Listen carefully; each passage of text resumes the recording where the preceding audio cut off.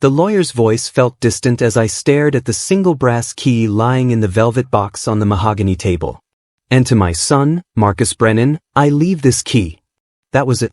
No house. No money. No explanation.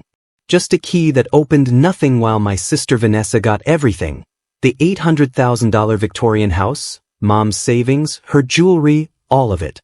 Vanessa smirked from across the table, her perfectly manicured nails drumming against her designer purse. Our Aunt Patricia squeezed her shoulder, both of them exchanging a look that made my stomach turn. 2 years. I'd spent 2 years sleeping on a cot in Mom's room, changing her 4 bags, holding her hand through chemo, watching my career as an ER nurse barely survive on part-time shifts. Vanessa had visited twice. Twice in 24 months. And she got the kingdom while I got a mystery. Please subscribe to the channel and write in the comments where you are listening from. My name is Marcus Brennan, and I'm 32 years old, though that day in the lawyer's office, I felt ancient. Let me take you back to where this nightmare truly began. Mom's cancer diagnosis came on a Tuesday. Stage 4 pancreatic. 6 months, maybe a year with treatment. I'd moved back home that same week, watching Vanessa make excuses about her demanding job in marketing and her complicated relationship with Mom. Those complications never stopped her from calling Mom for money, though.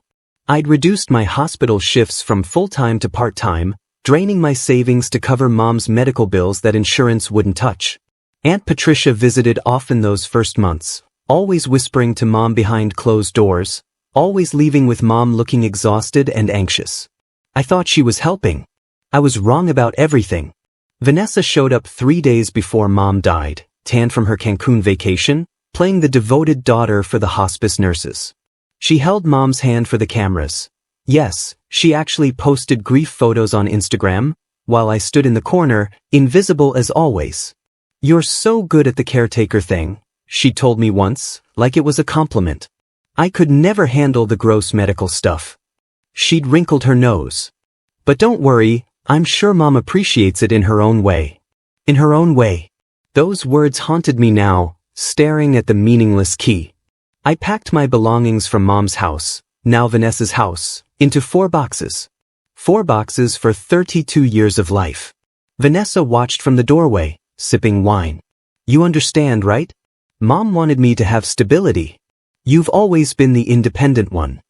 Independent. Code for, you'll survive because you have no choice.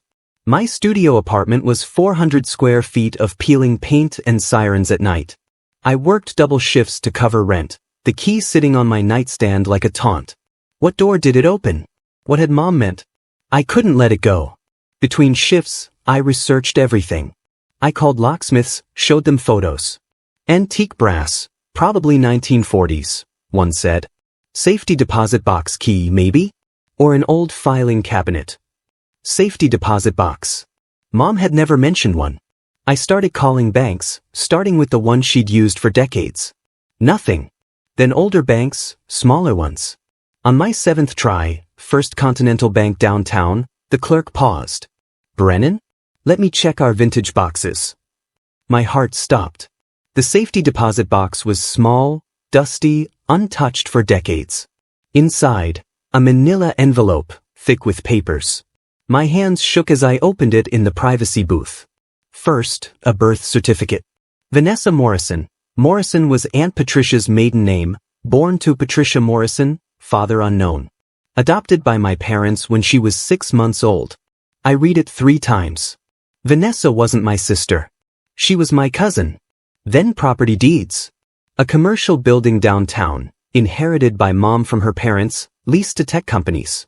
Current monthly income, $15,000. Property value, $2.3 million. Mom had been rich. Secretly, quietly rich. Mom's handwriting covered 3 pages, shaky but legible. "My dearest Marcus, if you're reading this, you found what I couldn't give you openly. In my final months, my mind wasn't my own. Patricia convinced me I was confused, that I owed Vanessa stability because of her difficult start. She had me sign papers I didn't understand. The house, the accounts, I was so tired, so confused. But I never told her about this property, about my parents' gift to me. This key is yours. This truth is yours. Vanessa isn't your blood sister, but I loved her. I just loved you more. You earned this. Forgive me for not being stronger. I sobbed in that bank booth for 20 minutes. I hired a lawyer with money I didn't have, a credit card cash advance that made me nauseous. His name was Vincent Torres, and he specialized in estate fraud. After reviewing everything, he looked up with fire in his eyes. Your aunt forged signatures. These documents transferring the house? Your mother's signature doesn't match her medical records from the same week. She was barely conscious then on morphine. We can contest this. But there was more. The property I now owned? Its lease was ending in 60 days. The tech company wanted to buy the building outright. Their offer, $2.8 million. I didn't call. I showed up at the Victorian house, my childhood home, on a Sunday morning. Vanessa answered in silk pajamas, annoyed. Marcus, it's 9 a.m. on a weekend. We need to talk. You, me, and Aunt Patricia. Something in my voice made her pause. She called Patricia, who arrived within 30 minutes, suspiciously fast. We sat in Mom's living room, on Mom's furniture, surrounded by Mom's things that should have been partly mine. I placed the birth certificate on the coffee table. Vanessa's face went white. What is that? Your real birth certificate. You're not my sister, Vanessa. You're Patricia's daughter. I turned to my aunt, whose expression had frozen into a mask. You convinced Mom to give everything to Vanessa because you felt guilty about giving her up. You manipulated a dying woman. Patricia stood abruptly. Your mother was confused. My mother was drugged and dying, and you took advantage. I pulled out the forged documents. These signatures? They'll never hold up in court. You committed fraud. Vanessa was crying now, genuine shock in her eyes. Mom never told me. I didn't know about any of this. But you never questioned why you got everything? My voice cracked. I was there every single day, and you never once thought it was strange? Vincent had prepared me well. I laid out the next documents, the property deeds, the income statements, the purchase offer. Mom left me the real inheritance. This building generates more in 6 months than the house is worth. But here's what's going to happen. Patricia tried to interrupt. I held up my hand. You have 2 choices. 1. Return the house voluntarily, publicly admit what you did, and we settle this quietly. 2. I file fraud charges, sue for the house anyway, and make sure everyone in your social circle knows exactly what you did, and that Vanessa isn't who everyone thinks she is. Vanessa's sob was sharp. You destroy my life? You mean like mine was destroyed? I'm $80,000 in debt from caring for our mother. I live in an apartment with cockroaches. I work 60-hour weeks. So yes, Vanessa, I absolutely would. They took option 1. The paperwork took 3 weeks. Vanessa moved out silently, Patricia's lawyer present for every signature. The house transferred back to my name, along with Mom's remaining accounts, $40,000 that helped me breathe again. But the damage to Vanessa's life was already spreading. Her fiancé, Connor, had heard whispers. He showed up at my new old house one evening, confused and angry. Is it true? About Vanessa's family? I told him everything. He left her that night. I sold the commercial property for $2.8 million. After taxes and paying off my debts, I had $2.1 million left. More money than I'd ever imagined. But it felt hollow those first weeks, rattling around Mom's empty house. I kept working at the hospital. My coworkers noticed the change, not in my wealth, but in my peace. One nurse, Simone, started bringing me coffee during breaks, her warm eyes asking questions she never voiced. You seem different, she said finally. Lighter. I found something I lost, I told her. Myself, maybe. Patricia's reputation crumbled fast in our small community. The country club whispers became loud conversations. Her charity board positions vanished. Someone leaked the story to a local blogger, not me, but I didn't feel bad about it either. She called once, desperate. Marcus, please. I made a mistake. I was trying to help Vanessa. You were helping yourself, I said quietly. You gave up your daughter and spent 30 years overcompensating by stealing from your dying sister. Don't call again. I hung up. It felt like closing a wound. Vanessa's social media went dark.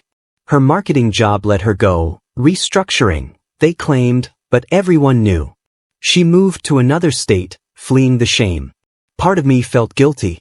The larger part remembered her smirk in the lawyer's office, her Instagram grief performance, her willful blindness. She sent one text, "I really didn't know about the forgeries. I'm sorry for everything else." I never responded. Some apologies come too late. I stood in Mom's house, my house, and felt her presence. All this space, all this money. What would she want? Then I remembered her last months, the hospice nurse's kindness, the families in the waiting room who couldn't afford private care. I hired architects. 6 months later, the Victorian became Grace House, a hospice care facility offering free services to families in need. Mom's bedroom became a consultation room. The living room, a peaceful waiting area. Simone was there for the opening. "Your mom would be proud," she whispered. "I hope so," I said and meant it. A year after the will reading, I sat in Grace House's garden with Simone, now my girlfriend, watching families find peace in their loved ones' final days. My life had transformed completely. I'd quit the hospital to run the facility full-time, hired a staff of 12, helped 60 families in 12 months. The key sat in a frame on my office desk, a reminder that Mom's final act wasn't betrayal but trust. She'd known I'd fight for the truth. She'd known I'd use it well. Patricia sent a letter I never opened. Vanessa sent a Christmas card I filed away. Their chapter was closed. She showed up unannounced on a cold Tuesday, thinner and older looking. "I wanted to see what you built," she said quietly. I gave her a tour, watching her eyes fill with tears at Mom's photos on the walls, the families being cared for with dignity. "I was so jealous of you growing up," she finally admitted. "Mom loved you differently. Fully. I felt it even though she tried to hide it. When Patricia told me I deserved the house, I wanted to believe it meant Mom loved me too." "She did love you," I said. "Just not more than truth. Not more than justice." She nodded, leaving without asking for forgiveness. I didn't offer it, but the anger had finally faded. Simone and I stood where I'd proposed, in front of the house, where Mom used to garden. "She'd love you," I told her. "You're everything good I forgot existed."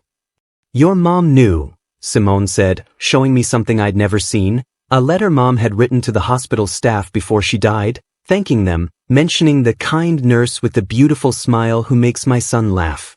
Mom had seen it before I had. She'd known Simone would be part of my healing. 3 years later, Grace House had expanded to a second location. I'd married Simone in Mom's garden, surrounded by families we'd helped. Patricia had moved away. Vanessa was rebuilding her life in Oregon, finally in therapy, finally honest about her identity. I kept the key in my pocket on hard days, a reminder that locked doors sometimes protect the most valuable gifts. Mom's final lesson wasn't about money or property, it was about patience, truth, and the quiet power of knowing your worth.